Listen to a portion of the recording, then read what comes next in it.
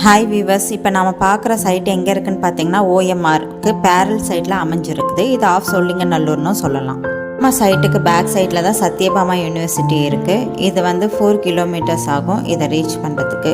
இதோட right hand சைடில் எடுத்திங்கன்னா தாளம்பூர் அண்டு நாவலூர் 5 மினிட்ஸ் ஆகும் போகிறதுக்கு.